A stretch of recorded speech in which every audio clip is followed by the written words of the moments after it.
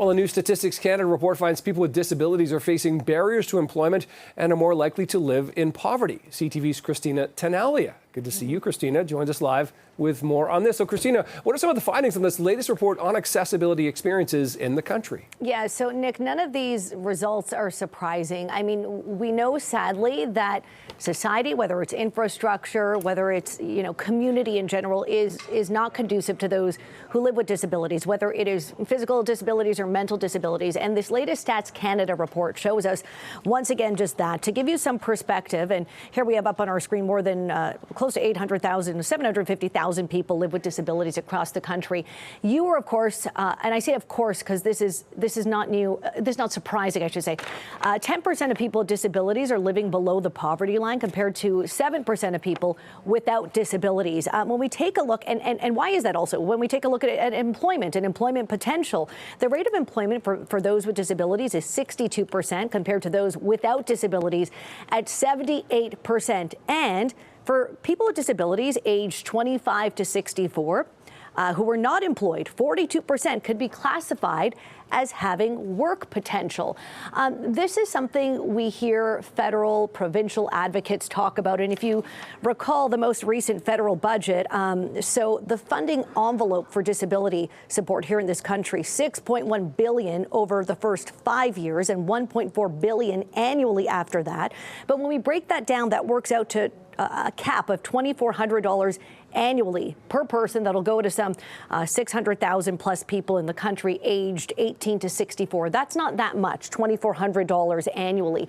The idea behind that federal funding is it's meant to supplement provincial and territorial programs. But as we've heard, in this province, in the last few years, concerns amongst disability advocates who say Premier Doug Ford is not doing enough to support those with disabilities, concerns and complaints from those living on ODSP that they can't survive. I mean, Nick, I was out on the lawn at the front of Queen's Park, the provincial legislature, over the last few years even. This has happened more than once, where those who are living on ODSP say they, and again, not surprising, cannot make ends meet. Now, the idea behind these statistics is not just to throw them out so people across the country get a framework where there's a picture painted.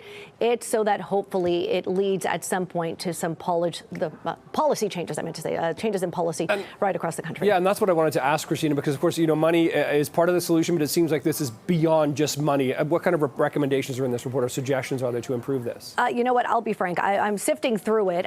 But in terms of what Statistics Canada is looking at here, consider this almost like for today, like a census in terms of taking a look at the framework across the country and painting a bit of a picture of the challenges for those who are living with disabilities across the country. And this is an important topic. I mean, we're looking at a very vulnerable population, anywhere from teens to adults and seniors, and some who have potential to work. But I think what I want to highlight as well is if there's something you can glean from this report, it doesn't quite say it, at least not that I've seen so far, is that, there's perhaps some discrimination at play here. When you consider taking a look at the numbers here, 42% of people living with disabilities aged 25 to 64 who are not employed are classified as having work potential.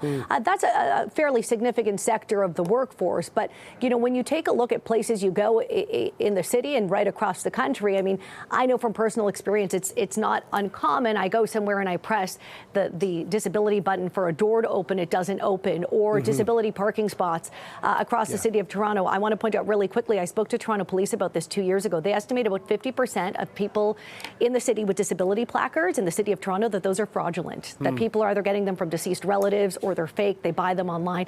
That's concerning when you consider half of the cars you see with disability placards in the city of Toronto are people who don't need to be using them. And then for the people who really need the space, it's not there. Okay, Right. Christina Tenalia, CTV Nationals. Christina Tenalia, good to chat, Christina. We'll talk soon.